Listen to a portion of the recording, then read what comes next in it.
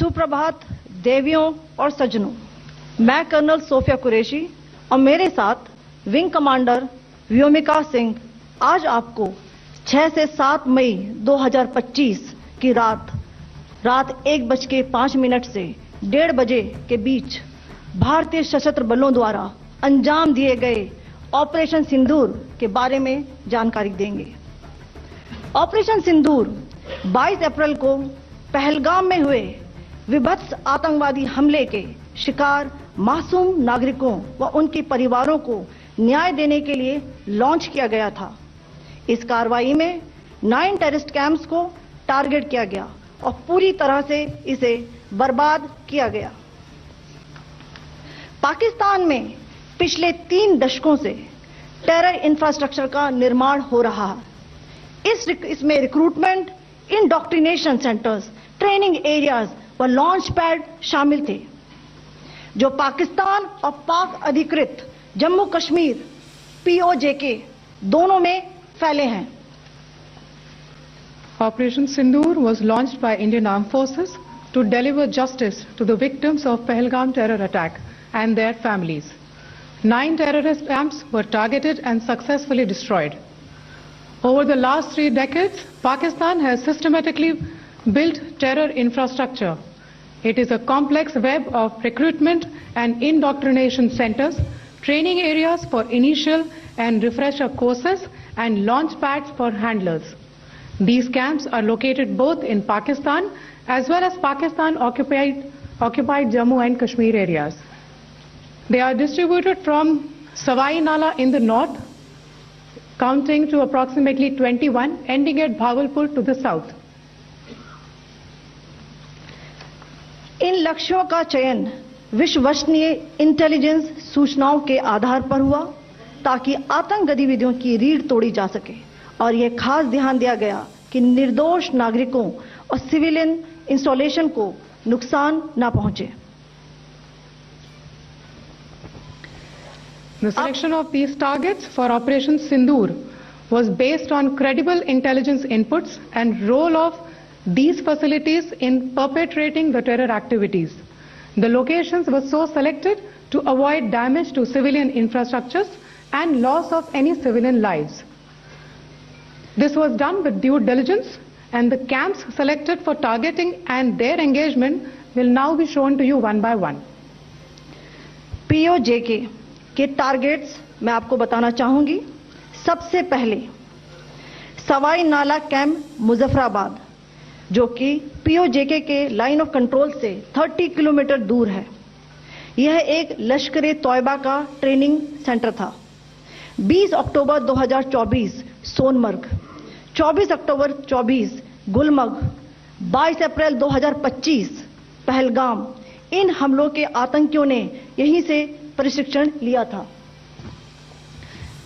सैयदना Bilal camp Muzaffarabad, यह एक जैश ए मोहम्मद का स्टेजिंग एरिया है।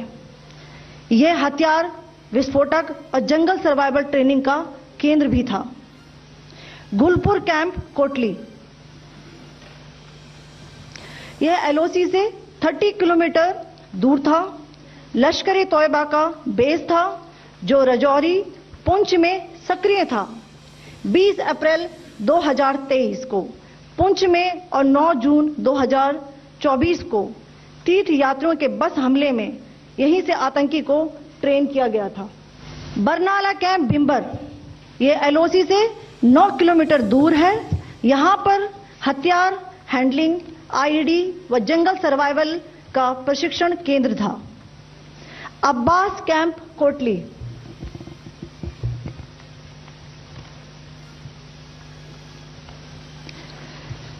यह LOC से 13 किलोमीटर दूर है। लश्कर तौयबा का फिदाइन यहां तैयार होता था। इसकी कैपेसिटी 15 टेररिस्ट को ट्रेन करने की थी।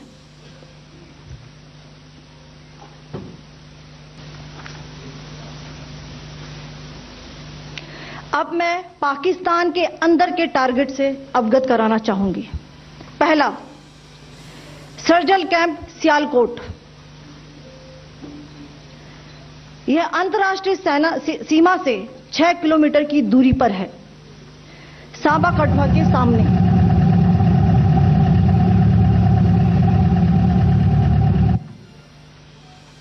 मार्च 2025 में जम्मू एंड कश्मीर पुलिस के 4 जवानों की जो हत्या की गई थी, उन आतंकवादियों को इसी जगह पर ट्रेन किया गया था। दूसरा, महमूना जाया कैंप सियालकोट, यह 18 से 12 किलोमीटर आईबी से दूर था। हिजबुल मुजाहिदीन का बहुत बड़ा कैंप था। यह कठुआ जम्मू क्षेत्र में आतंक फैलाने का नियंत्रण केंद्र था।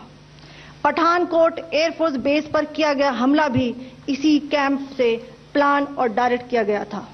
मरकज ताइबा मुरीद के आईबी से 18 से 25 किलोमीटर दूरी पर है। 2008 के मुंबई हमले के आतंकी भी यहीं से प्रशिक्षित हुए थे। टारगेट 10 हुआ, एंक्लोजर सेम ही है। 7 it is hit the target. हाँ हाँ।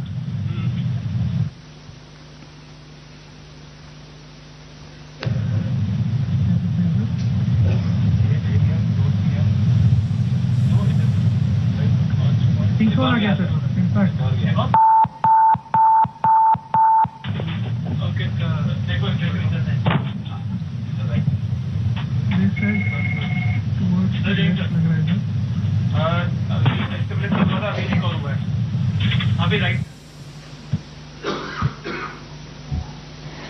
मरकज सुभान अल्लाह भावलपुर, ये इंटरनेशनल बाउंड्री से 100 किलोमीटर दूर है। जैश ए मोहम्मद का मुख्यालय था। यहां पर रिक्रूटमेंट, ट्रेनिंग व इंडॉक्ट्रिनेशन का केंद्र भी था।